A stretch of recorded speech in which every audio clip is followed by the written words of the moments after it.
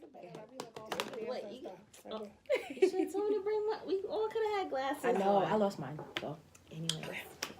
Hi guys. Welcome to the Safe Space, a mental health podcast. I'm your host, Mo Lu, and this is my girls, Livia, Cole.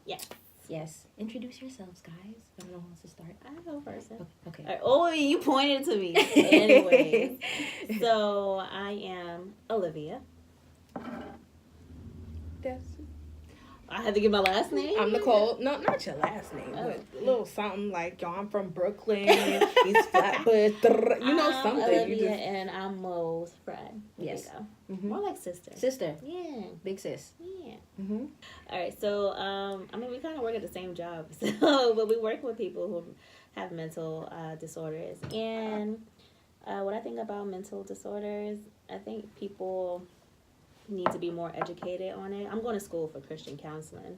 So, and what inspired me to do that was because of the people that are around me and the people that I see suffering from mental illnesses and stuff. And it's really helping me to understand the depths of it. And in addition to that, I've had my own mental health battles. So from experience, I could definitely speak on the subject of what somebody goes through, you know, how they would identify, you know, how to seek out help and other things or other coping mechanisms, because everybody's different as well. Not everything works for the same person. You know, everybody's different. Yeah. And y'all know me. In my introduction last week, I was telling you guys about my own personal struggle with anxiety as well, and how now I am seeing a therapist, and she's great. And I'm promoting therapy all day. All day. Yes. And so, I guess we can jump right into what we're going to be talking about today.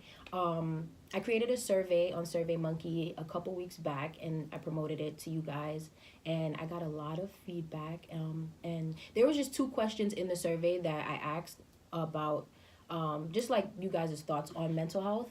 And so I want to go over some of those questions, talk about some of those questions or topics that you guys put out there, in the survey, and we'll talk about it from our perspective, just what we think as far as, you know, mental health goes, and just like, you know, some ways to deal with it, how to address certain things. Okay. So one of the questions that was on the survey was, if there was one thing you could have answered about mental health and or therapy, what would it be? And so one of the responses that I got was, what are the signs that therapy is necessary? For me, what I think is that you don't really need a sign. That's just my thoughts on it. You don't really need a sign or something to happen in order for you to be like, okay, I got to go to therapy. I think you can go to therapy even when everything's great, even when things don't have to be falling apart, or like somebody doesn't have to pass away, or you don't have to have like a traumatic experience happen to you to go to therapy. You can just go, because we live in a world where we deal with stuff every single day. We're bombarded with all types of, you know, whether it's negativity, like coworkers, whatever it is. It can be something small, and it still can have an effect on us because we're human. So I think just going to therapy is just healthy. Just maintaining, just like physical health, you go annually to the doctor to get a checkup, and there doesn't have to be anything wrong. You're just going to make sure your blood pressure's good, you know, your vitals, everything's working properly. Right. Okay, right? That's a good point. Shoot. It's like a mental checkup. Right. That and so I think it's the same thing. You can just, you know, I feel like I'm glad that we're in this climate that we're in now, because it's getting talked about more. So people are, you know, seeing it as like, okay, it is something that I can do. I can just go, just do like a mental health check. It's a normalcy. It's a thing of like, okay, people are talking about it now. So people maybe who didn't think about it that way before, will see it now as like something to do, because it's a part of just life, right? Mm-hmm. And so that's what I think. You don't need a reason to go to therapy. You can just go just to make it a part of your everyday regular routine.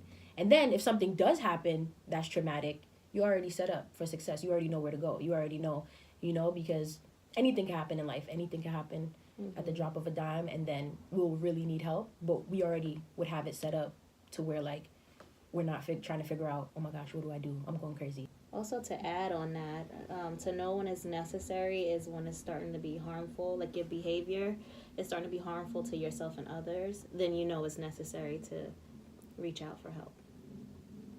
Definitely. In addition to that, I would say if you're not able to function in your normal state and it becomes an issue for you to do normal tasks, as in sleeping, eating, talking, getting out of bed, just normal things that you would not even think of, it's time to seek help. I can do why people tend to cover up their mental disorder. It's a very vulnerable thing to come out with to anyone, especially if you're a part of a certain culture where mental illness is not talked about as much. It's definitely a taboo subject, especially contingent upon your race, even though that's also, not important either. But, and your culture, because it can be deemed as, oh, those people have it, or a certain type of people have it. Talk about and it's it. like you're supposed to be strong and inept to handle certain things, and when you don't, you're seen as weak, you're seen as vulnerable, you're seen as unequipped, irresponsible, all these other things. So it also makes it hard for you to just be like, yo, I'm not feeling it today. I just think, and it'd be like, what you mean you're not feeling? You better get up and go get that thing done. And it's like, but I can't really describe how I feel other than I just can't, Yeah. So especially among Caribbean, because we're all Caribbean here. So it's definitely not just to be African American, but to be Caribbean American. It's kind of like, and Christian, because we're all Christian here as well.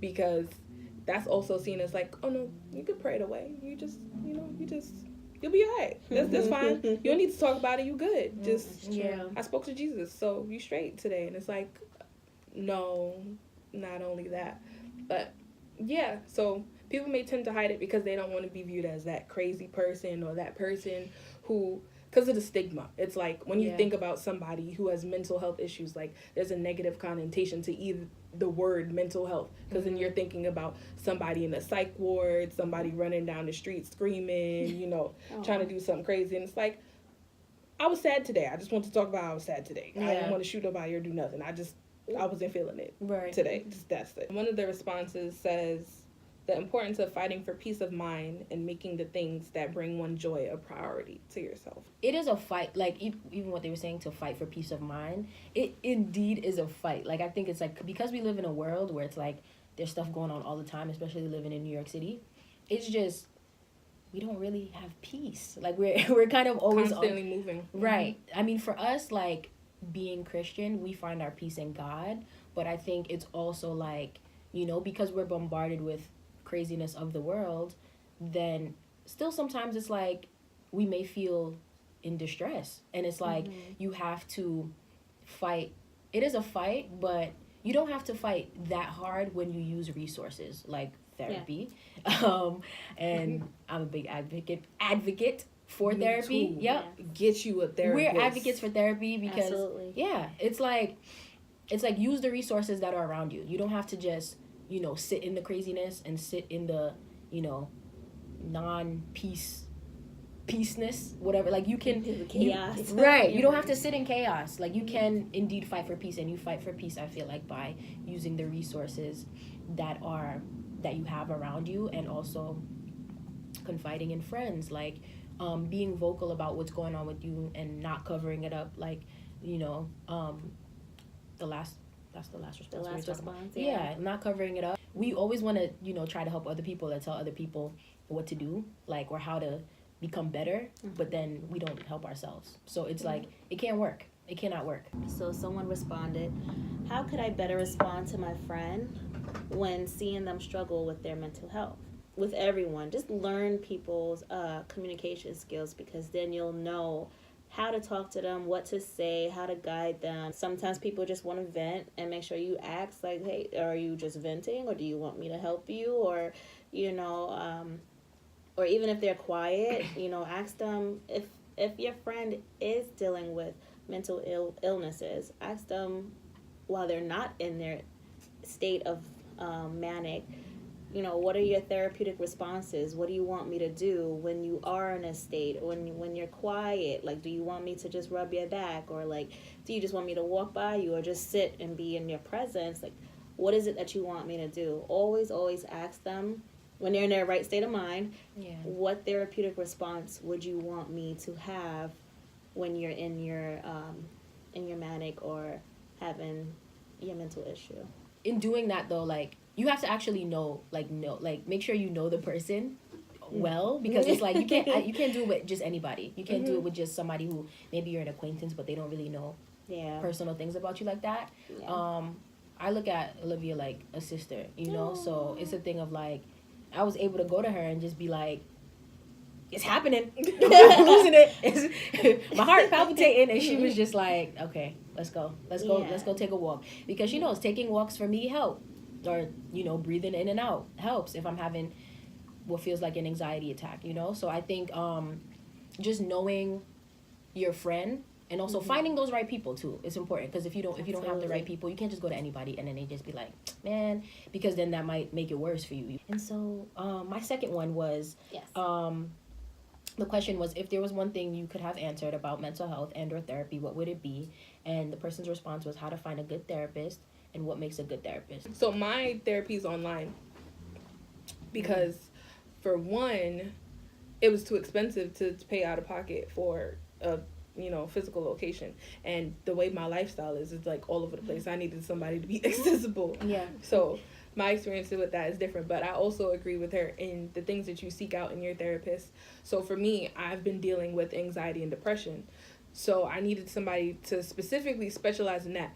But I was like extra complicated because I was like, first and foremost, I'm Caribbean, so you need to understand my Caribbean experience, because it's not just African American, but it's Caribbean, and that's a whole separate thing that causes certain things in my life. Then it's like, you to be a female, you have to understand my female perspective, and you also need to understand perspectives that I come from with my age, my career, my education level. There's so many different things that triggers other things in my life that will cause like anxious thoughts and stuff. So it just, God knew, y'all. God knew. Because the way my therapist worked out is like, she's female, she's young, she's Caribbean, same culture as me. So she understood. I didn't have to really say, I could say one sentence and she'd be like, girl. Like, we have those moments. They'd be like, girl. Oh my God, I feel you. Like, that's how we talk. And also a good trait in a therapist is, and there's different levels. There's like a psychiatrist, a therapist, a counselor, like all different types or whatever. But a good therapist will always refer and relate questions to you for you to find out the answer within yourself, because good therapy, you're figuring it out as you go, and you're helping like the synapses in your brain change. This is what's helping you like get through certain issues. If somebody's feeding you the answers, you're never going to figure out things for yourself, and you're never going to start to counteract like your anxious thoughts and other things that you're going through, because in your brain it just triggers the same way. Like, all of these things correlate to chemical imbalances and other things that are going on in your brain. So they're not going to feed you those things. Half the time I be in my feelings and she just be like, well, I'm gonna just sit here and just let you get out your feelings. And that's just the type of relationship we have. Everybody may be different. There are some counselors who literally sit for an hour while the person is like not talking or barely talking, but that works for some people. Like, that, it really does. For me, it don't. I gotta be like, girl, you know what happened this week? I just can't. This is just too much. And she'd be like, okay, but how did it make you feel? I'd be like, frustrated. You didn't understand all this other stuff. So your therapist can come in different forms. Now, in this day and age, we definitely have, the virtual therapist, which works for some people. Other people that don't. I have a few friends that, like, they physically need to go in the office and, like, face-to-face, like, speak with somebody. I'm just like, I'm good. I don't necessarily need that right now. But it just depends on the person. Yeah. What works for you? I think that's most important. Yep. Yeah, guys. So you have something, right? Anything else? You guys have? Oh, where is it? Okay. So, what topics you would like to learn more about as it relates to mental health? Helpful tips and solutions. Oh, nice. For distorted thinking patterns. So I'm gonna break it. I don't know if your therapist gave you tools yet. as far as like how to counteract certain anxious thoughts or things? Yeah. One of the main ones that she gave me was positive, like thinking positive, like turning like a negative thought into a positive thought. Yeah, so counteracting. Counteracting it. And also gratitude. That was like her two main points. This is probably like this upcoming week will be my third time meeting with her. So but she mentioned just positivity and gratitude. I know thinking about, because a lot of times it's like we think about negative things because I mean obviously negative things happen, but thinking about when it's anxious, it's like you dwell on that thought. You know, it pops in, pops out, and it, you know, throughout your day, it kind of like, you thought about it, whatever, but like, yeah, anxious thought is like a heavy rotation of like the same thought that you're obsessing over. And it's like, as much as you're trying to like get it out of your head, it's like, it won't go nowhere. It won't go. And you like, really just like, girl, why do I keep thinking about this? So counteracting literally helps, because it's like, okay, is it rational for me to think about this thing? It could be something so little too. It could be like, oh my gosh, I didn't like my lip gloss today, and I feel like it's the wrong shade, and I look stupid, and I'm outside looking stupid with some ashy, you know, pink lips or something like that. And you're really just there, like, you on your phone, and you're like, no, maybe not, and then you just nervous, you get anxious or whatever, and it's just like, you have to counteract it with, girl, yeah, your lips is not ashy. It's okay. Just put on some Blistex, change it out. You know, you'll be fine. It's not that bad. Reframing also is a good tool. And this is just for distorted thinking patterns, just to like disrupt the whole just obsessive thought pattern. Reframing is to take what you're thinking about and to structure it in a way that it's not as obsessive and you could just like let it go. Right. So you're redirecting whatever that narrative is. I don't know, you could give an example of like something that you thought of, and then instead of making it a big deal, it just becomes like minute, and then you just let it go. Right. And I think to add on to that, I just wanted to add on to that part, that kind of falls into like the gratitude part, because I think it's like when you think about just like something worse, like if you think about like somebody probably going through something worse in the day, and the fact that, you know, you're going through something that, I mean, to you feels big. If you think about it compared to like something that maybe even, you know, somebody else is dealing with, that kind of where it falls into like the gratitude part of being grateful for just, you know, just the little things, the small things that are going right, and even the big things that are going right. I think it's like that kind of also, you know, falls into like reframing, but including gratitude in that can also help. Because yeah, it's easy to just be like, everything's going wrong, this is terrible. But then when you're like, no, but like so many things are going right also, you know, then it helps to kind of take the pressure off. And I feel like she's been helping me with that too, because it's like I was going in there first day like, this is what happened, miss, and I can't. And she was like, first of all, yeah, like she was super calm. She was like, don't be coming in my office like that. I was like, sit down. No, I'm just kidding. Literally first day I came in, she was talking to me. I couldn't even concentrate on what she was saying because I was so in distress from just what I just dealt with that day. And she was like, but what if you thought about X, Y, and Z? Right. What do you think that would do? And then it just put everything in a different perspective for me of just being grateful and just turning the negative into a positive. And so I think that definitely helps with the reframing part also. I also have decatastrophizing, just to not make everything a big catastrophe, because I know with my anxiety, I definitely had that thing. Like, it was like, oh, because I have bad anxiety when it comes to lateness. Like, I cannot be 2 minutes late to anything, or it like freaks me out. Like, I'm one of them people that it's like I would rather be an hour early than 5 minutes late. Gotcha. And I don't know where it came from. People think it's a good thing, but I'm like, no, y'all don't understand. Like, if I'm stuck in traffic or something happens, like, even though I'm forgiven most of the time, because if you early, it don't matter, but I'm like, no, I like freak out, like it's a problem. But you're basically taking that thing, instead of making it a big catastrophe, you're just like, well, what happened if you late? Seriously, like, what's gonna happen? You're not gonna die. Nobody's not gonna die. It's okay if you know. Yeah. So you just bring that down. Yeah. And lastly, the mindfulness exercises. And you're supposed to use all 5 of your senses. Like, if you're bugging out and you're having anxiety and you can't breathe and stuff, you're supposed to like pick something like on the wall and be like, it's blue and it's round and it's like, it smells like flowers or something. You're just supposed to just take that moment to just be in the moment and just seek out whatever the thing is, just to distract your mind in that thought. Yeah. So those are some tools that you guys can use to just help distract. For sure. And I think to add on to the last one too, there was one that I was told about, which was visual imagery, where it's like, it kind of sounds similar to that, where it's like you think about like the most peaceful place in the world that you would rather, whether it's the beach or rainforest or the most peaceful place to you. And you think about that, imagine that. You can maybe close your eyes and do it, or you can just, maybe if you're in a public place and you can't close your eyes because people will be like, what are you doing? Then you just imagine that thing in the room, whether if you're feeling like you're having an anxiety attack, you can't breathe or something. Think about that place for like 5 minutes, and 5 minutes or 10 minutes, or however long it takes for you to get relaxed. And then that helps, the visual imagery, and just practicing your breathing. And then one thing too, and then this was also, which I didn't know, my dance teacher at the time when I was in college, when we would have dance, she would make us do breathing exercises, and she would say, breathe in and exhale longer than the amount of time that it took for you to breathe in. And once you exhale, that it'll just kind of bring your heart rate down and bring everything down and relax you.